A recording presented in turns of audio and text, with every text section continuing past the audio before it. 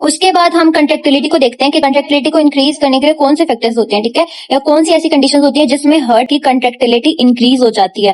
देखें, जब भी कोई स्ट्रेस की कंडीशन होती है, एंजाइटी होती है या फाइट एंड फ्लाइट रिस्पॉन्सेज होते हैं, ठीक है। फाइट एंड फ्लाइट रिस्पॉन्स कब होता है? जब भी आपके पीछे कोई डॉग लग जाता है तो आप एक स्ट्रेस की कंडीशन में होते हैं, तो आप भागते हैं, रनिंग करते हैं। जैसे ही आपके पीछे कोई कुत्ता लगेगा तो आप भागेंगे। उस कंडीशन में हमारा कौन सा सिस्टम एक्टिवेट होता है? सिंपैथेटिक नर्वस सिस्टम हमारी बॉडी में एक्टिवेट हो जाता है, ठीक है। जब भी सिंपैथेटिक नर्वस सिस्टम बॉडी में एक्टिव होता है तो वो क्या बनाता है? वो कैटाकोलमाइंस बनाता है, उनकी स्टिमुलेशन करता है। अब कैटाकोलमाइंस क्या होते हैं? एपिनेफ्रिन, नॉर एपिनेफ्रिन या डोपामीन वगैरह। कैटाकोलमाइंस जब बनते हैं बॉडी में तो वो क्या करते हैं? वो हार्ट पे जाके बीटा 1 रिसेप्टर्स को एक्टिव करते हैं। अब यहाँ पे नीचे डायग्राम बनाई हुई है, मैंने इससे समझाती हूँ। ये जो लोगों का पूरा लिखा हुआ है ना, ये बहुत कॉम्प्लेक्स लिखा हुआ है, डायग्राम से आपको समझ आएगी। देखिए, जब भी सिंपैथेटिक नर्वस सिस्टम एक्टिव होता है ना, ये मैंने जो पूरा लिया है ना, ये हमारे पास एक कार्डियक मायोसाइट है, ठीक है। अब जब भी सिंपैथेटिक नर्वस सिस्टम बॉडी में एक्टिव होता है तो वो क्या बनाएगा? कैटाकोलमाइंस बनाएगा, मतलब एपिनेफ्रिन और नॉर एपिनेफ्रिन। जब ये एपिनेफ्रिन और नॉर एपिनेफ्रिन बनेंगे, ये आके हार्ट पे हमारे पास बीटा 1 रिसेप्टर्स प्रेजेंट होते हैं, उनको एक्टिव करेंगे। जब वो रिसेप्टर्स एक्टिव होंगे तो अंदर हमारे पास जी स्टिमुलेटरी एक प्रोटीन होती है, वो पड़ी होती है, एक सिग्नल होता है, ठीक है। वो एक्टिव होगा। जब वो एक्टिव होगा तो जी स्टिमुलेटरी किसको एक्टिव करेगा? एडेनाइल साइक्लेज को। एडेनाइल साइक्लेज आपको पता है एटीपी को कैंप में चेंज करता है। कैंप मतलब साइक्लिक एएमपी, ठीक है। साइक्लिक एएमपी इंक्रीज हो जाएगी, जिसकी वजह से जब ये साइक्लिक एएमपी इंक्रीज होगी तो प्रोटीन काइनेज एक्टिव हो जाएगी, ठीक है। जब प्रोटीन काइनेज एक्टिव होगी तो फिर क्या होगा? फिर हमारे पास सेल के अंदर हमारे पास सार्कोप्लाज्मिक रेटिक्यूलम प्रेजेंट होता है। क्या प्रेजेंट होता है? हमारे पास सेल के अंदर सार्कोप्लाज्मिक रेटिक्यूलम होता है, जिसके अंदर कैल्शियम स्टोर होना होता है, ठीक है। अब जब ये प्रोटीन एक्टिव होती है तो सबसे पहले वो काम क्या करती है? हमारी सेल के अंदर फॉस्फोलैम्ब्डिन एक कैल्शियम एटीपेज होता है, ठीक है। ये कैल्शियम एटीपेज को एक्टिव करेगी, ठीक है। उसकी फॉस्फोराइलेशन करवा देगी, कैल्शियम एटीपेज की फॉस्फोराइलेशन करवा देगी, ठीक है। जब इसकी फॉस्फोराइलेशन होगी मतलब फॉस्फेट ऐड होगा तो क्या होगा? कैल्शियम इंटर होगा, ठीक है। कैल्शियम सेल के अंदर इंटर होगा कैल्शियम चैनल से। तो जब भी फॉस्फोराइलेशन होती है तो फॉस्फेट ऐड होता है। जब भी फॉस्फेट ऐड होता है तो कैल्शियम सेल के अंदर आता है। सार्कोप्लाज्मिक रेटिक्यूलम में कैल्शियम जाएगा। कैल्शियम, इसको क्या कहते हैं? कैल्शियम इंड्यूस कैल्शियम रिलीज, के बाहर से कैल्शियम आया, ठीक है। वो जब सार्कोप्लाज्मिक रेटिक्यूलम में जाएगा तो वहां पे जो कैल्शियम है वो स्टोर हो जाएगा, लेकिन वहां से फिर एक कैल्शियम ना रिलीज भी करवाएगा। सार्कोप्लाज्मिक रेटिक्यूलम से वो बाहर कैल्शियम को रिलीज करवाएगा। वो कौन सा कैल्शियम होता है जो रिलीज होता है सार्कोप्लाज्मिक रेटिक्यूलम से? वो कैल्शियम फिर हमारे पास सेल की कंट्रैक्टिलिटी करवाता है, जिसकी वजह से हार्ट कंट्रैक्ट करते हैं, ठीक है। हार्ट के सेल्स मायोसाइट्स होते हैं, वो कंट्रैक्ट करते हैं। देखें क्या लिखा हुआ है, सबसे पहले हमारे पास क्या हुआ? कैटाकोलमाइंस की स्टिमुलेशन है, जिससे बीटा 1 रिसेप्टर्स एक्टिव हुए, ठीक है। उन्होंने क्या एक्टिव किया? प्रोटीन काइनेज ए को, ठीक है। फिर क्या होगा? फोस्फोलैम्ब्डिन की फॉस्फोराइलेशन होगी। वहां पे मैंने आपको बताया था, देखें यहाँ पे जब ये एक्टिव होती है तो फोस्फोलैम्ब्डिन जो कैल्शियम का एटीपेज होता है बेसिकली हमारे पास, इसकी फॉस्फोराइलेशन होगी, मतलब कैल्शियम बाहर से अंदर आएगा, ठीक है।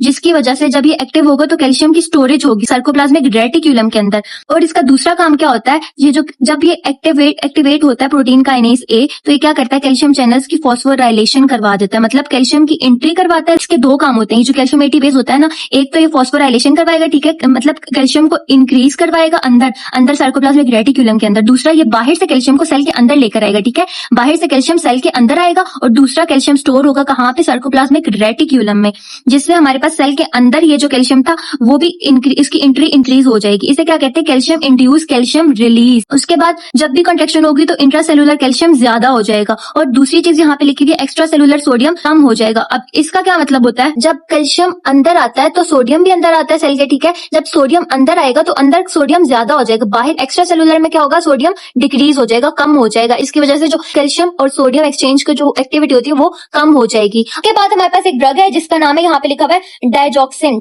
ये जो डायजॉक्सिन ड्रग होती है, इसका साइड इफेक्ट होता है हाइपरकैलेमिया करवाती है। क्या करवाती है? हाइपरकैलेमिया। हाइपरकैलेमिया का मतलब होता है पोटाशियम को इंक्रीज करवाती है ये। सो जब भी हम ये ड्रग देंगे तो हमने उस बंदे का पोटाशियम लेवल चेक करना होता है कि ये हाइपरकैलेमिया तो नहीं करवाई। अगर ये हाइपरकैलेमिया करवाती है तो फिर क्या होता है? इसका साइड इफेक्ट अगर हाइपरकैलेमिया है तो हाइपरकैलेमिया से फिर क्या उस बंदे में चांसेस हो सकते हैं? एरिथमिया के चांसेस हो सकते हैं, ठीक है। इस वजह से हमने उस बंदे में जिसको हम ये ड्रग देते हैं डायजॉक्सिन, उसमें हमने पोटाशियम का लेवल हमने चेक करना होता है, ठीक है। डायजॉक्सिन क्या करती है? ये ब्लॉक करती है सोडियम पोटाशियम के पंप को। आपको पता है कि एक सेल के अंदर 3 सोडियम बाहर जाते हैं, ठीक है, और 2 पोटाशियम अंदर आते हैं। डायजॉक्सिन क्या करती है? ये इसको ब्लॉक कर देती है, मतलब जब ये सोडियम बाहर नहीं जाएगा, पोटाशियम अंदर नहीं आएगा, तो उससे क्या होगा? हमारे पास इंट्रासेलुलर सोडियम ज्यादा हो जाएगा। उसके अलावा सोडियम अंदर आता है और कैल्शियम बाहर जाता है इसी तरह, ठीक है। ये डायजॉक्सिन क्या करती है? ये इसको भी ब्लॉक कर देती है, इसकी एक्सचेंज को, सोडियम और कैल्शियम के एक्सचेंज को ब्लॉक कर देती है डायजॉक्सिन, जिसकी वजह से इंट्रासेलुलर हमारे पास कैल्शियम ज्यादा हो जाता है। ये देखें, इंट्रासेलुलर जब ये एक्टिविटी सोडियम और कैल्शियम की कम हो जाएगी, उससे क्या हो जाएगा? इंट्रासेलुलर कैल्शियम हमारे पास ज्यादा हो जाएगा, ठीक है। अब आगे लिखा हुआ है कॉन्ट्रेक्टिलिटी किससे कम होती है। सबसे पहले बीटा ब्लॉकर्स, जब बीटा ब्लॉकर्स ड्रग देते हैं तो उससे क्या होता है, जब हार्ट के ऊपर जो रिसेप्टर्स होते हैं वो ब्लॉक हो जाएगा तो अंदर हमारे पास जो साइक्लिक एएमपी है वो भी डिक्रीज हो जाएगा, जिससे क्या हो जाएगा, हार्ट की कॉन्ट्रेक्टिलिटी कम हो जाएगी। अब आगे heart failure with systolic dysfunction means आपको पता है सिस्टोल में क्या होता है, हार्ट कॉन्ट्रैक्ट कर रहा होता है, ठीक है, कॉन्ट्रेक्शन करवा रहा होता है, ठीक है। अगर सिस्टोलिक हार्ट फेलियर हो तो क्या हो जाएगा, फिर कॉन्ट्रेक्शन हमारे पास डिक्रीज हो जाएगी, ठीक है। अब उसके बाद एसिडोसिस में जो कैल्शियम के रिसेप्टर्स होते हैं ना वो लेस सेंसिटिव हो जाते हैं। इसमें क्या होता है, एसिडोसिस में जो कैल्शियम के रिसेप्टर्स होते हैं ना सेल के ऊपर वो लेस सेंसिटिव हो जाते हैं, जिसकी वजह से कंट्रैक्शन हमारे पास कम हो जाती है। उसके बाद हाइपोक्सिया भी कंट्रैक्शन को कम करवाता है, और हाइपरकैप्निया, हाइपोक्सिया का मतलब होता है जब पार्शियल प्रेशर ऑफ ऑक्सीजन कम होगा तब कंट्रैक्शन कम हो जाएगी, और जब हाइपरकैप्निया होगा, हाइपरकैप्निया का मतलब होता है जब partial pressure of carbon dioxide increase होगा तो उससे भी कंट्रैक्टिलिटी कम हो जाएगी। उसके बाद जो कैल्शियम चैनल ब्लॉकर्स होते हैं, कौन से, नॉन डिहाइड्रोफेरिडीन, ये आगे हम पढ़ेंगे कि ये कौन से होते हैं। ये जो कैल्शियम चैनल ब्लॉकर्स ड्रग्स होती है ना, ये भी देने से कंट्रैक्टिलिटी हमारे पास डिक्रीज हो जाती है। उसके बाद हम प्रीलोड को देखते हैं। क्या मैंने आपको बताई थी इसकी डेफिनेशन, प्रीलोड होता है लेफ्ट वेंट्रिकल कितने ब्लड को अपने अंदर भरता है उसको हम क्या कहते हैं, प्रीलोड कहते हैं। अब preload is approximated by the ventricular and diastolic volume, ये भी मैंने आपको बता दिया। एंड डायस्टोलिक वॉल्यूम क्या होता है, बेसिकली ये भी प्रीलोड ही होता है, मतलब before contraction of left ventricle, जो हार्ट के लेफ्ट वेंट्रिकल और राइट वेंट्रिकल में ब्लड पड़ा होता है उसको हम एंड डायस्टोलिक वॉल्यूम कहते हैं, ठीक है, जो कि किस पे डिपेंड करता है, वीनस ब्लड फ्लो, ठीक है। अच्छा, इसके लिए हम क्या करते हैं, वीनस वेसोडाइलेटर्स देते हैं, जो मैंने आपको बताया नाइट्रोग्लाइसिन। हार्ट पेशेंट जब आता है हार्ट अटैक के साथ इमरजेंसी में, उसकी जुबान के नीचे हम जो गोली रखते हैं उसको हम क्या कहते हैं, नाइट्रोग्लाइसिन। नाइट्रोग्लाइसिन क्या करवाती है, प्रीलोड को कम करवाती है, जिससे चेस्ट पेन कम हो जाता है। जब प्रीलोड कम होगा तो फिर उसका जो चेस्ट पेन हो रहा है या एंजाइना होता है वो कम हो जाएगा, प्रीलोड जब कम होगा।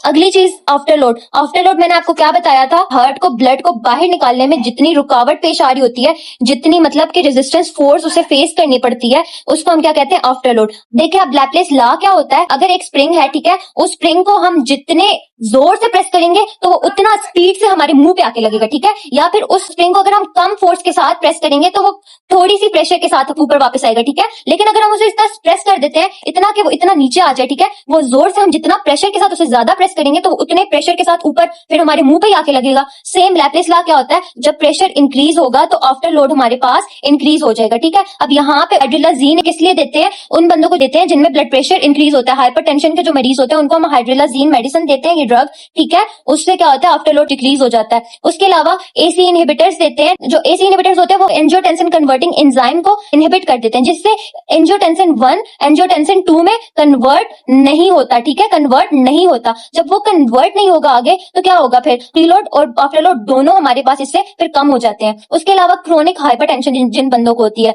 मीन आर्टीरियल प्रेशर मतलब इंक्रीज होगा तो उसमें क्या होता है, लेफ्ट वेंट्रिकल हाइपरट्रोफी होती है। अब इसका क्या मतलब है, जब एक बंदे में क्रोनिक हाइपरटेंशन हो चुका है किसी में, ठीक है, उससे क्या होगा, फिर उसमें जो लेफ्ट वेंट्रिकल में आता रहेगा प्रेशर से ब्लड, एक दिन ऐसा होगा कि इतना प्रेशर आ जाएगा कि वो हाइपरट्रोफी हो जाएगी, मतलब उसकी इनलार्जमेंट हो जाएगी।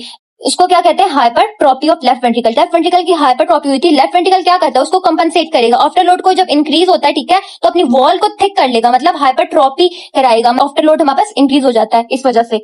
उसके बाद अब ये कार्डियो ऑक्सीजन डिमांड क्या होती है, हमारे पास ऑक्सीजन चाहिए होती है हार्ट को कॉन्ट्रैक्ट करने के लिए या रिलैक्स होने के लिए, कुछ भी करने के लिए हार्ट को क्या चाहिए होती है, ऑक्सीजन चाहिए होती है। मायोकार्डियल ऑक्सीजन डिमांड जो होती है वो इंक्रीज कब होती है, इसमें हम फैक्टर्स देखते हैं कि मतलब कब ऑक्सीजन हमें जो है चाहिए होती है, हार्ट में ज्यादा चाहिए होती है, जब हमारे पास कंट्रैक्टिलिटी ज्यादा होती है। जब ज्यादा हार्ट कंट्रैक्ट करेगा, ठीक है, ब्लड ज्यादा अपने अंदर लाएगा तो उससे क्या होगा, हमारे पास ऑक्सीजन डिमांड उसकी बढ़ जाएगी। जितना ज्यादा कंट्रैक्ट करेगा हार्ट उतनी ज्यादा उसमें ऑक्सीजन डिमांड बढ़ जाएगी। उसके बाद आफ्टर लोड जितना ज्यादा होगा उतनी ही ऑक्सीजन उसे ज्यादा चाहिए होगी, ठीक है, रेजिस्टेंस ज्यादा जब होगी उसमें उतनी ज्यादा उसे ऑक्सीजन चाहिए होगी आगे आयोटा में भेजने के लिए हार्ट को लेफ्ट वेंट्रिकल से।